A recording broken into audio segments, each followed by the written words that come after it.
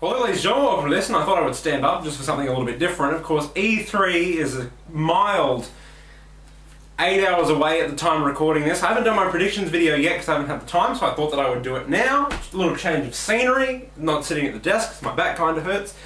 So I thought I would stand up and do it, something different. And it's hard to do because I'm 6'5" tall, so I kind of feel like I'm not in the view, but hopefully I am, because I haven't got my glasses so I can't see very well.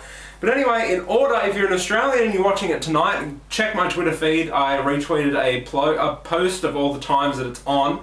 I believe the Microsoft one starts at 2:30 in the morning, then EA at 6, Ubisoft at 8, and then at 10 AM it's Sony. I believe those are the way it works if you're in New South Wales or on that kind of time thing. So go and check that out. If you want to hear my thoughts, I'm staying up to watch the entire E3 press conferences. If you want to know my thoughts quickly, again, follow me on Twitter, they'll be on there. I'll be live tweeting. So I thought I would write down a few. I love post-it notes, I love them. So in order of appearance, first we have Microsoft, then EA, Ubisoft, Sony. And that does make a difference, we'll get into that a little bit later, but let's make this short and sweet. So Microsoft, I think Microsoft will come out and give everyone a simple explanation of what the hell this DRM is, what the hell, why can't I trade in games, why, you know, essentially they're going to have to rectify all the bullshit that's been put out there by popular sites. Game Informer are a great example of that. I like them on Facebook, and they're just telling people lies, like it's not true about these certain things.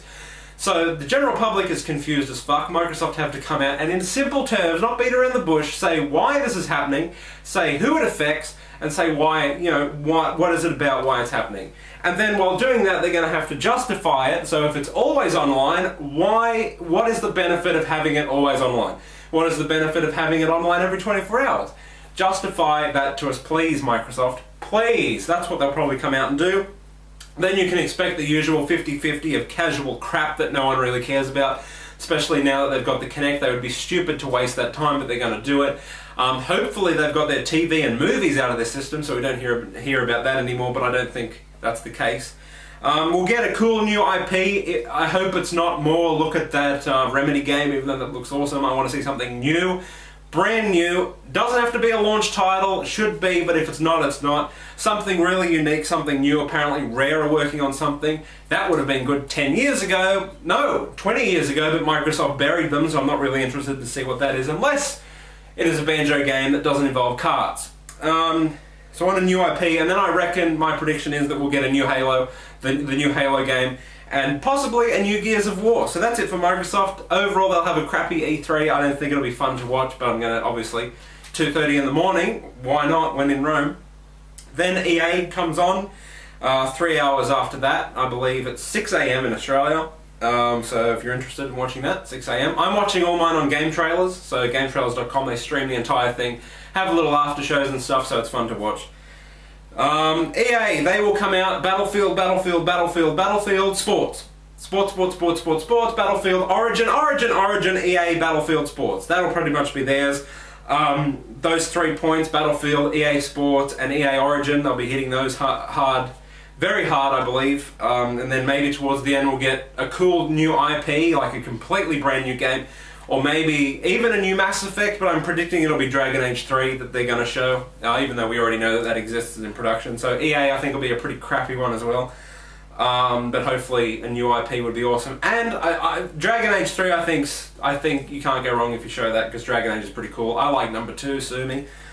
Then we go into Ubisoft.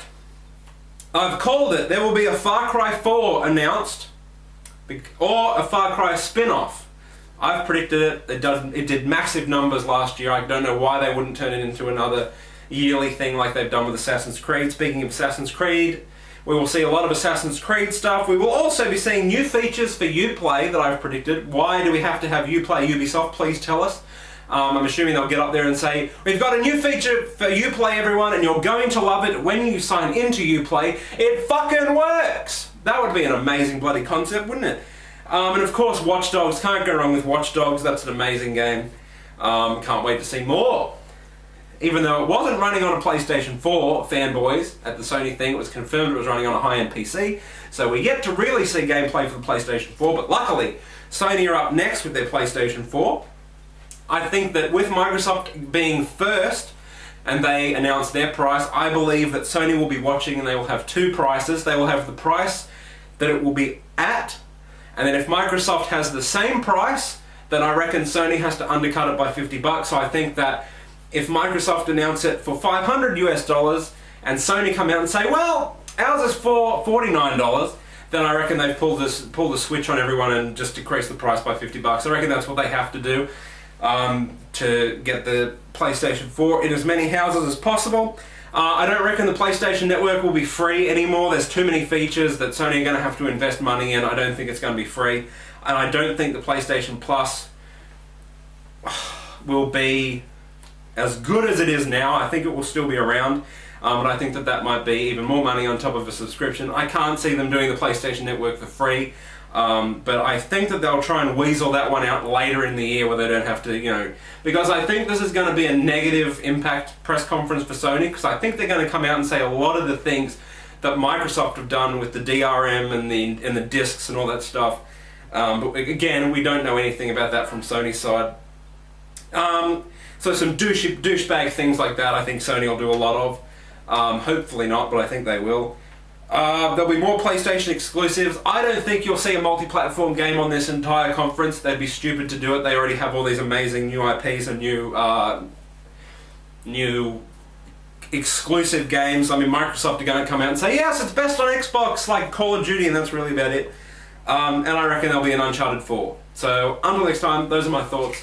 Overall, I think it's going to be a pretty cool E3, but I think the highs will be matched with the bipolar. There'll be great highs, but really, suicidal lows. So let's hope it's good. And yes, I do have an awesome shirt. Until next time, I'm out. Rate, comment, and subscribe. Au revoir.